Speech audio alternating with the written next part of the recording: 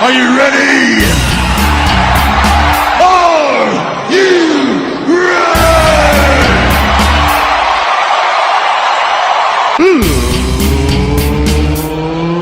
Let's get ready to suck it! And if you're not down with that, we got two words for ya!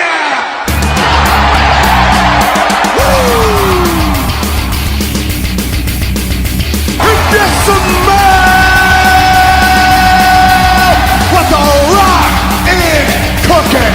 You just made the list!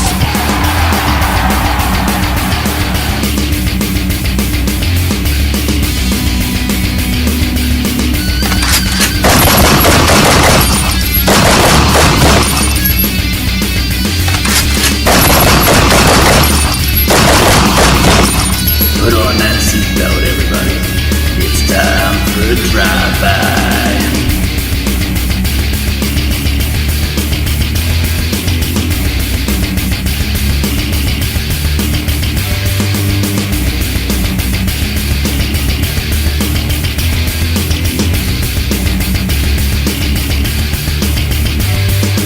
Nearfall Nation, welcome to episode 19 of Drive-By. I want to start off this week's episode by calling myself out. Last week, my first segment into the first break, I said something to the effect of, hang in there, and instead of calling you the Nearfall Nation like we lovingly do here, I referred to you by an old nickname from our old page. And I apologize to anyone who was offended by being associated with that page that has become a low spot. So, I apologize. You say something weeks and weeks when you're recording things, kind of get in a rhythm, and you forget where you're going, and you just kind of go in autopilot with some of those things. So, try really hard to correct that going forward. Now that's out of the way, I want to talk right now about the failed cash-in by Baron Corbin, and more than that, I want to talk about reaction across social media, across Twitter, across Facebook, and just things in general where wrestling fans speak out, and how ridiculous wrestling fans are being about this. As I've preached and preached, if you listen to my show, you know, patience. Have patience and let things develop, people. It is the end of the world to most of these people that Baron Corbin cashed in and failed. And literally, he's buried, he's done, his career is over. Guys, calm the hell down.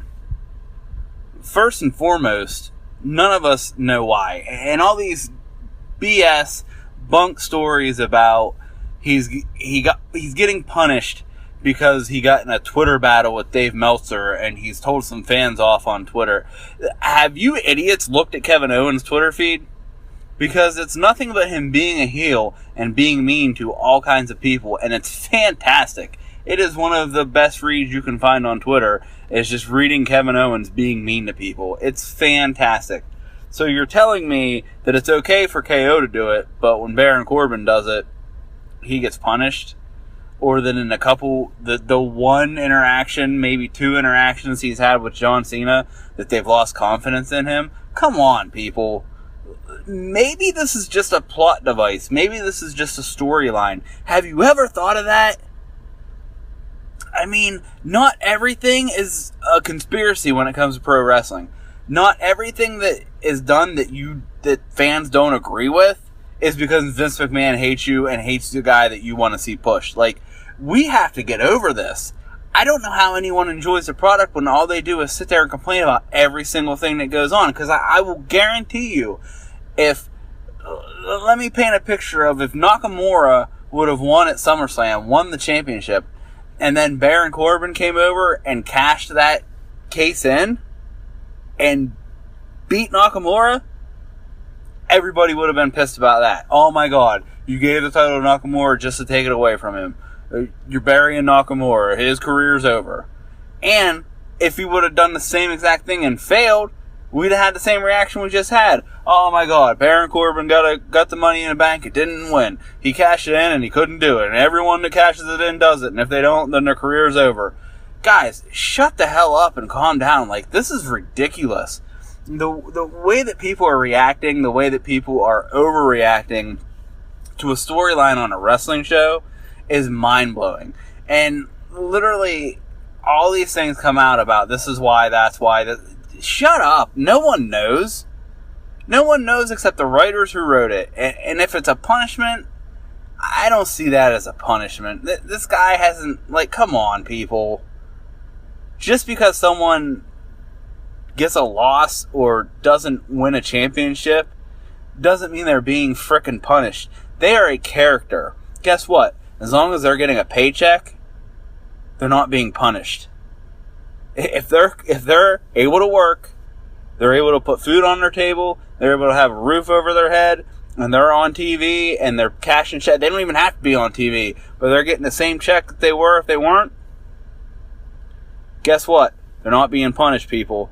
They're doing their job. They're doing what they're being asked for. People seem to forget. Like, as much as people say that kayfabe's dead and that Vince and his sports entertainment has killed pro wrestling, you guys all seem to forget that Vince killed pro wrestling, so why are you complaining about this?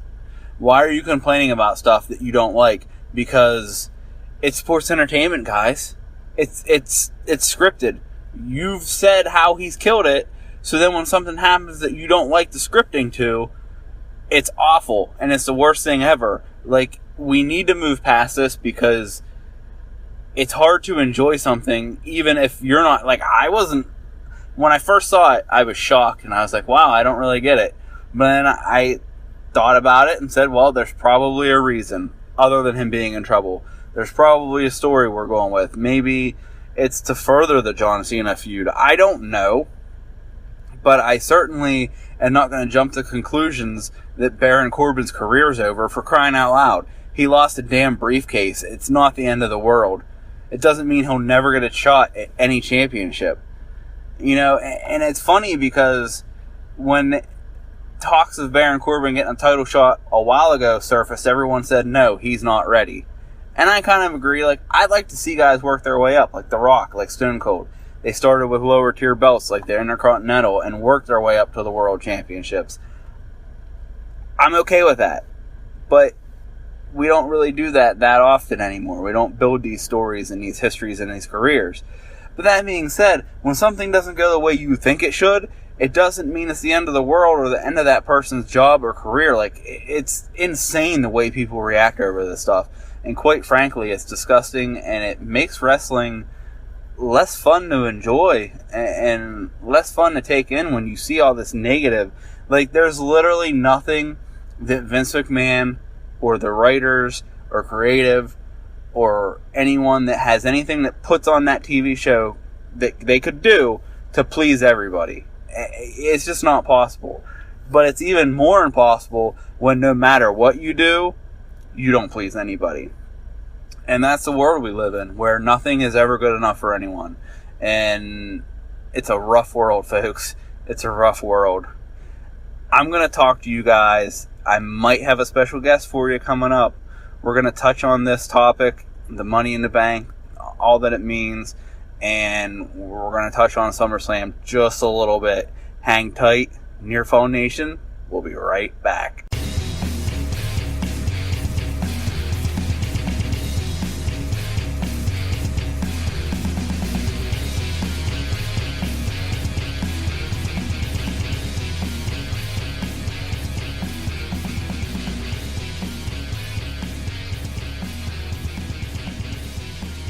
Welcome back, Nearfall Nation. I want to apologize, first of all, because I was supposed to have a pretty good talk on here with High Five and MFer. We recorded, we set it up, and due to some technical difficulties and some time constraints, it's not going to happen, at least not right now. If we can work out the audio issues we were having, then I will bring that to you later this weekend or maybe next week, just as kind of a bonus episode. So I apologize for that, but I do want to kind of speak on what we were speaking on. We talked about Baron Corbin's situation and kind of agree, as I stated earlier, let the story play out, see where it goes from here, because that's all we can really do is just see where it goes and see if there's a storyline attached to this, because it only makes sense that there is. We also went into some SummerSlam talk, and I wasn't going to do a big preview like I've done before.